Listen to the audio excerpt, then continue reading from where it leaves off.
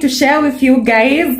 So I have this book here. I bumped across this book a while ago. This is a notebook I have had since January, this year, January. And I used to write like topics, like just random topics that would get my attention. And then I would, this is even before I always knew I wanted a YouTube channel, but I just didn't, you know that one, you're just like, it would be nice to have a channel, but you're not doing anything about it. Yes. So at that time, I used to have this book where I would write like random topics. I don't know if you can see. You can't see clearly because of the mirror effect, but yeah, random topics which I would just write, and I would go on the internet and research about them, research, and just have them for no reason. I know it's weird. I'm going to read some of the topics I had. One of them was meditation. There was identity crisis, daddy issues, depression, stress, mommy issues, grief and loss, trauma, personality, emotional intelligence, bipolar disorder, personality disorder, attachment styles, anxiety. I used to write these topics, and then I would go and just research about them and have the notes. Like I have like, I just can't show you guys. I have like notes of them. And yeah, so I just needed to share that.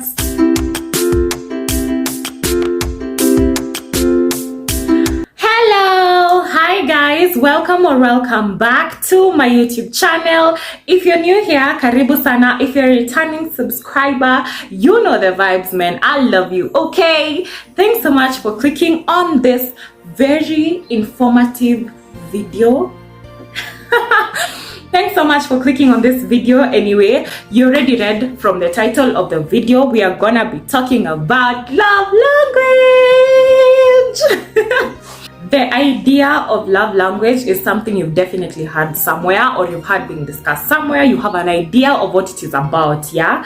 But I just felt it right for me to come on here and tell you everything you need to know about love languages, in my opinion, okay? So the idea of love language was brought up by, Aki, if you keep hearing noises in the background, imagine, just forgive me, because I swear there was no noise. Before I started shooting, there was no noise. But all of a sudden, I don't know. Just understand, okay? As I was saying, the idea of love language was brought up by an American songwriter, Gary Chapman, in his book, The 5 Love Languages.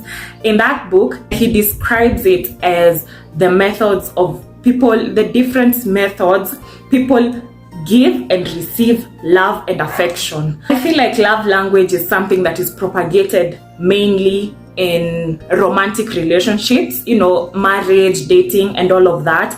But in my opinion, I feel like love language is something that needs to be discussed more widely, because it is also connected to platonic relationships. That includes how we love our family, how we love our friends, how we love ourselves, how we express love. In that book, there are 5 love languages that have been listed, and we are going to talk about them and break them down, okay? But here's what we need to know. People have different love languages. People speak love differently. People like to experience love differently, whether it's your friend or your family or your husband or your wife or your girlfriend or your boyfriend or your fiance or your whatever. People like to express love differently. People like to it's different for everybody, you know. Everybody has a language they speak, and it is advisable that you, in your self-awareness journey, you get to understand what your love language is. So I would advise that you go online, check for sources that have a quiz which you can do that will help you to understand where your love language is at, or how you like to be expressed to, or how you like to express love. It's important to know that it's part of your self-awareness journey. Please do that. And also keep in mind that love language is not something that is permanent forever.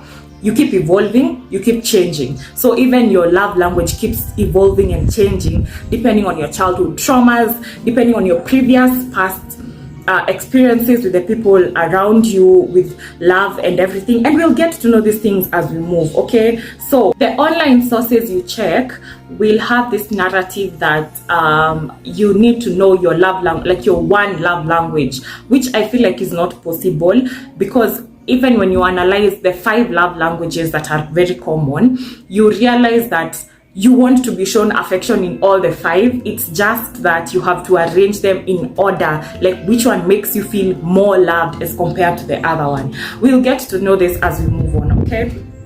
So I'm sorry if I keep checking down here. It's just I have my notebook down here, obviously, so it's what I have written like my research on, so I can avoid stuttering and stammering. The first love language we are going to analyze is words of affirmation.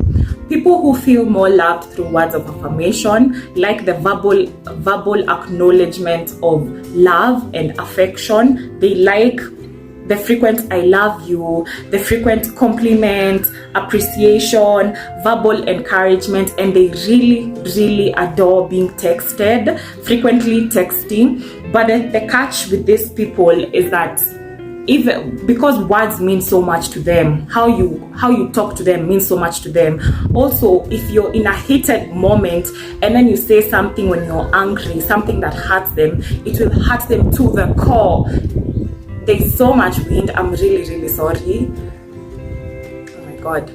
It will hurt them to the core because words mean so much to them. So basically, if you know someone whose love language is words of affirmation, you need to try to keep complimenting them, to keep telling them how much you love them. Like speak. Words mean more to them. Okay? Yeah. The other one is quality time. For those whose love language is quality time, they prefer and they feel most adored when their partner actively wants to spend time with them and is always down to hang out. Like when the person you love wants to actively spend time with you and not spend time with you when they're on their phone or when they are watching television, or like you have to bond over a movie. It's sitting together and having that eye contact, full presence, active listening. Like I'm not talking to you and you're doing something somewhere. Active listening and undivided attention. That is how people who prefer quality time like to be loved. They want you to be down to hang out at, like, okay, you know, we live in a very busy world, so obviously people are busy and we have things to do, you know. But when someone actively wants to spend time with you, like they call you and they're like, yo, can we hang out? Can we go grab some ice cream? And you just sit over ice cream and talk. That's how someone whose love language is quality time, that's how they want to be loved, okay? The other one is acts of service. These are the people who feel more valued when their partner goes out of their way to make life easier for them. These are people who believe that actions speak louder than words. Acts of service does not have to, it doesn't have to be something that has like monetary value in it. It could be even just helping someone with chores, cleaning up the house, or folding their clothes for them. Just something very small, and they feel more appreciated and loved when you help them and try to make life a bit easier for them. Like you going out of their way to actively be like, oh my God, she's so tired, let me help her out with this. For example, for couples who have children, for married couples especially, if your partner is tired, your lady is tired from, you know, the child, and you just come through for them and you help them change a diaper or something, it makes them feel valued and loved. So yeah. The other one is gifts. These are people who feel more loved when they are given visual symbols of love. And in gifts, I have to insist on, it's not about the monetary value. So please don't go out of your way to spend money that you don't even have, like, you know. But it's about the small things that matter. You know, like flowers. Maybe they like a certain flavor of crisps. You can get that for them and just be like, hey, I got you something. They're gonna be so happy. I am such a gifter. If I love you, I gift you a lot. I'm such a gifter. I like to express love through gifts, and that's why I gift a lot.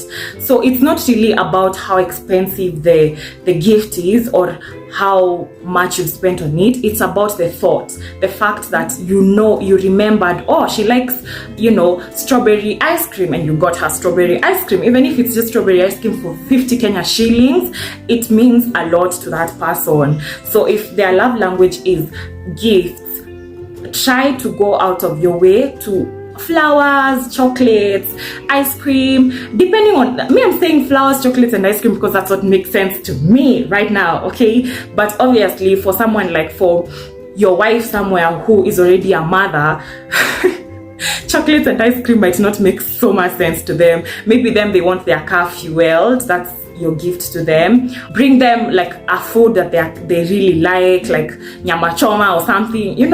They feel more loved and valued and appreciated that way. The other one is physical touch. This involves holding hands, stroking hair, cuddles, kisses, pecks on the cheeks, and hugs. I'm such a big physical touch kind of person. Hugs means so much to me. People who like physical touch as their love language, just like if you see something on their cheek, remove it. If there's something on their teeth, help them remove it. Like such things mean a lot to them. There is a theory by Malika Vasak where she talks about how love language may be what you lacked as a child. That means that maybe if your love language is words of affirmation, you value simple celebrations because you are not encouraged as a child. I don't know how true this is. But it's just one of the theories that I have to put out there for you to know about. If your love language is acts of service, you probably didn't have much help as a child, and it's like everything was always on you. And now that you have someone like an extension of you, you feel the urge to have them, help you out in your day-to-day tasks. If your love language is quality time, this is according to her theory, okay? I'm not sure if I'm agreeing with this or disagreeing. I'm just in between. If your love language is quality time, you didn't get undivided attention growing up, and so you feel that urge to want someone to be in your space and spend that time, that's very, very quality time with you. If your love language is physical touch, it could mean that because when Ebo think about, even in the African tradition, kids are really pampered, like children, newborns, they're really pampered and kisses, like they're always cuddled, like you hold your child like this, so there's a lot of physical touch that happens at that during those formative years of our lives. And so if your love language is that, it could mean that you lacked that as a child. Now let's talk about how to love yourself in your own love language. I feel like it's really, really unfair for you to expect people around you to understand your love language and to love you right when you yourself, you're not giving yourself that. This is something I'm also really trying to do, and to love myself in my love language. If your love language is quality time, how to love yourself might be through meditation, journaling, setting goals for yourself. Reflect on the goals that you set for yourself every now and then. Let me put this out there. Being alone is not lonely. There's a difference between being alone and being lonely. Being alone is just spending time with yourself, like just to be with yourself and just enjoy your own company, The other way is hobbies. Pick up a hobby you really like. It's important to spend that time with yourself. Go to a place somewhere, order some ice cream and just sit and enjoy it. Just enjoy being in that place. Go for a massage alone, Go for a massage alone. Just enjoy it alone. It's not always that when you're enjoying these things, you have to be around company. If your love language is words of affirmation, do lots and lots of affirmation. Go online and research on how much what affirmations you would like to keep repeating to yourself. Have them somewhere, even if it's next to your bed or on your mirror. On a mirror, affirmations are very, very effective. Keep reminding yourself those things. Talk to yourself in a language that only you understand, okay? If your love language is gifts, candles, buying yourself scented candles, flowers, get yourself a cake, buy yourself a chocolate, skincare products, just do small things for yourself that make sense to you. If your love language is acts of service, here's how you can love yourself. Make yourself a nice meal. Like, just cook a very, very delicious meal and sit down with yourself and eat it alone. Create an aesthetically pleasing environment for yourself. Make your home your little safe place. Groom yourself. Do your eyebrows, do your nails, do your lashes, make your hair. Just do small things that make you feel good about yourself. It is very important for you to understand what your love languages are, and for you to understand the people around you and how they like to be loved. Constantly ask the people around you what their love language is, and try to go out of your way to do what they love, because you may realize that if your way of expressing love, for example for me, is gifts, and someone else prefers acts of service, they feel more loved when you go out of their way to make their life easier. Now we are gonna be clashing, because they're like, I know you love me, but you don't show me you love me. And also, this is a thing for parents out there. Try to understand your kids' love language from when they are very, very young. You may find out that how you want your parent to show you love and how you want your friend maybe to show you love is not the same. How you want your mom to show you love and how you want your wife to show you love may not be the same. So communicate that to them. Words of affirmation don't come so easy to African parents. By the way, this is a call for African parents out there. Tell your kids they are beautiful. Tell your kids, congratulate them every time they do something good, and you can see like, oh, that's effort. Keep reminding them how you feel about them. Tell them I love you, the random I care for you. It's very important. I feel like African parents are not usually accustomed to that. They feel like, but just try to understand your kids' love language and try to speak to them in the language that they understand. Thanks so much for watching this video.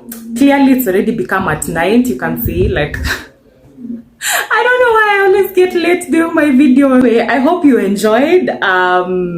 Comment down below what your love language is. Anything else you think people need to know about love language, please talk down there. Let people know. Let this information be out there, because that way we get to experience more fulfilling relationships with each other.